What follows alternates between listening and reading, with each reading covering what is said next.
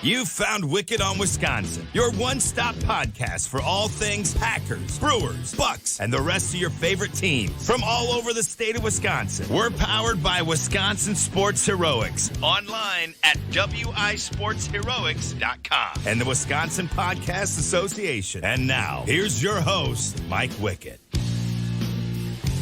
Yo, welcome in.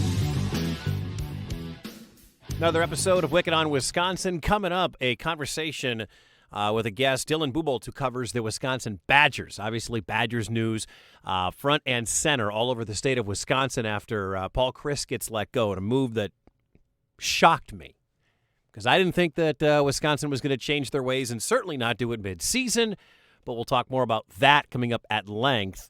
But I want to leave with the Packers. Obviously, not the prettiest of games, the prettiest of wins for Green Bay last week over the New England Patriots. It was supposed to be Brian Hoyer. He got banged up. In for Mac Jones. And then it becomes Bailey Zappi, the dude who threw for 1 million yards and 2 million touchdowns at Western Kentucky. And I got to give credit, man. Zappi came in and played well in a very tough situation. Off the bench, first NFL action at Lambeau against that Green Bay defense. And he handled himself well. I mean, the game goes to overtime. You're doing it right if you go to overtime against the Packers at Lambeau. You're doing okay. So, first off, props to Bailey Zappi for playing well. Now to the Packers. It was probably, I don't know if it's the worst first half I've ever seen Aaron Rodgers play, but it's certainly one of the worst halves I've ever seen Aaron Rodgers play. It was terrible. Missing everybody. And for whatever reason, and I'm still not sure why this is the hero ball we always talk about. This is the most frustrating part of watching Aaron Rodgers play. We know Aaron is incredibly talented, and his ability to escape, wait, find, point, direct, eye players over, especially when he had a Devontae Adams on his roster. But to try to extend a play to make a play, and that play seemingly always has to be big, when the answer is quick throws and run the ball, seemingly is the effective offense, but it's that hero ball stuff. I mean, you saw how poorly Aaron played in the first half. He had a pick six. He's had 4 pick sixes in his entire career. He was off. Everything downfield looks a little off right now. Meanwhile, in that first half, they were averaging 6.8 yards per carry. Every quick pass turned into a first down or a big gain. And it was just frustrating as a fan to watch Aaron Rodgers and I know what the plan, like I understand everything can't be 20 yards and in. They have to have a threat of a deep ball. And, no Devontae Adams breaking in Romeo Doubs, Christian Watson, no Sammy, he was a deep threat. Cobb's not a deep threat. Lazard, not the deepest threat. And I understand they have to somehow establish some semblance, right? Some semblance of a downfield passing game. And that's partially why I'm not irritated to the nth degree after watching Green Bay try to throw the football and having very little success down the field. Green Bay, comparison, you watch Tyreek Hill play. Now with the Dolphins, he was with the Chiefs. Everybody thinks that Tyreek Hill's success came on Mahomes saying, F it, Tyreek down there somewhere, and he would heave the ball 50, 60 yards down the field. Most of what Tyreek Hill did and is doing now is on a quick play, a quick throw, a quick slant, something over the middle, and he has the speed to get away. That's what the Packers offense looks like it's really capable of doing right now. Now, nobody has the speed of Tyreek Hill. Maybe Christian Watson does. But nobody has the speed of Tyreek Hill that's an established player that's getting a ton of run right now. But everything seemingly is quick. And when it's quick, it works. It's when it's, all right, snap, roll out, point. When the play breaks down in front of Rodgers, that's when the offense really struggles. They're struggling in a couple of other places offensively, and that is at the right tackle spot. Elton Jenkins doesn't look like the guy we saw before the injury over there at right tackle. At times he was getting obliterated over on the right side. And I know Matt LaFleur was talking about possibly moving him either to guard or replacing him in the lineup this week. We'll find out when they play against the Giants coming up in London. But there are times when usually you think Packers' offensive line is loaded, is great. Times so far this year, the offensive line has struggled. Obviously, game 1 against Minnesota, no Bakhtiari, no Jenkins. That was a bad performance by the offensive line. Bach comes back, and Bach looked real good most of that game against New England on the left side, which is a great sign that he's getting better and getting stronger. And shout out to everybody who told me that David Bakhtiari's career was over and done. That's not really a thing. That's not. Now, as far as this offense goes, talking about big plays, who was it? Chris Sims, I think I saw today. Chris Sims talking about how the Packers offense can't sustain this small yardage gaining, this intermediate stuff whatsoever. And I was like, well, wait, that's not. Wait a minute. I'm going to pull up some stats for you as I pull them up on my phone here. Forgive me. Yeah, Chris Sims. The Packers' style of play is not sustainable to be a Super Bowl team. They can handle mid-level teams by being precise and efficient, but without more explosive plays, they aren't in the class of the top group. Big plays are considered running plays that are 10 yards or more, receptions that are 20 yards or more. Big play totals. Number 1 in the league, Philadelphia, 36. Number 2, the Detroit Lions, who have a record-setting offense. Can't believe I'm saying that. 35. Tied with Detroit, the Green Bay Packers. They have 35 big plays by the metric. 18 on the ground and 17 through the air. What's Chris Sims talking about? What are these guys talking about?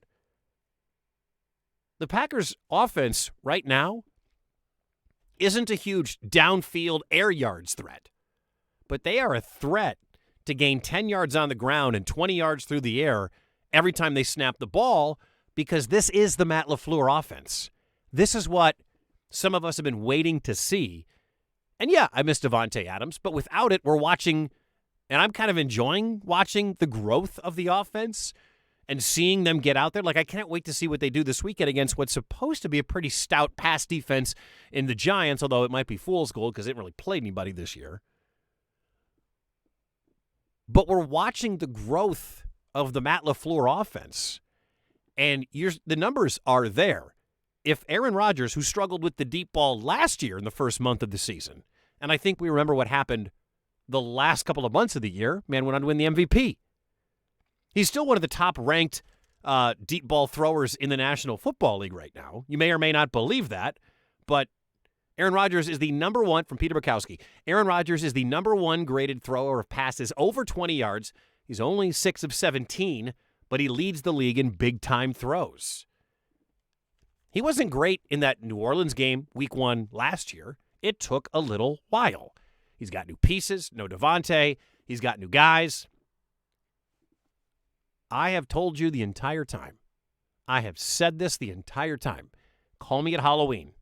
Do not freak out about anything you're seeing. Right now, Green Bay's 3-1. I said they'd be 3-1 after 4 games.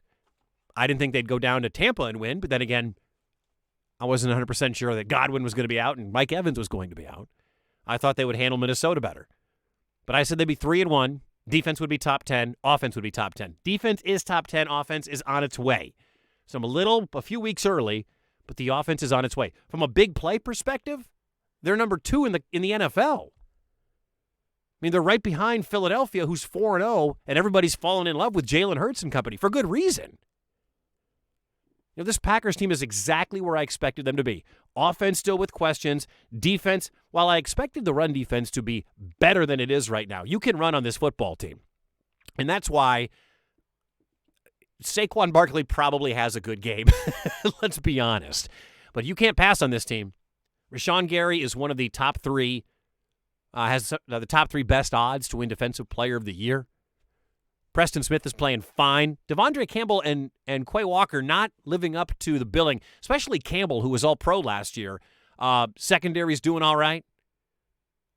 I mean, this is a football team right now that is trending, and I know there are a lot of haters because of what happened in week 1, and the names Watson and Doubs aren't exactly household names. It's not Devontae Adams and Jordy and Greg Jennings and whatever. But this offense is trending in the exact right direction, and you can see it on offense that Aaron Rodgers is trying to trust Romeo Doubs. And they are using Christian Watson's speed on end arounds.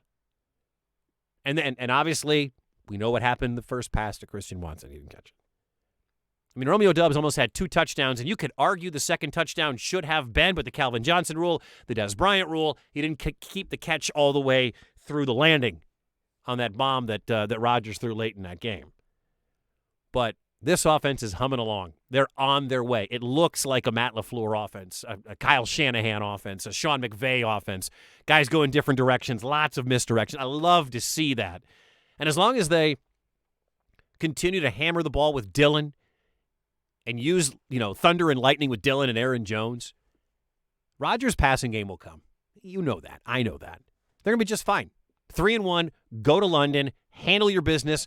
The Giants don't have a quarterback right now. Daniel Jones is hurt. Tyrod Taylor's got a concussion. I have no idea if they're going to bring back Phil Simms or Jeff Hostetler or Eli Manning, but Green Bay should feast.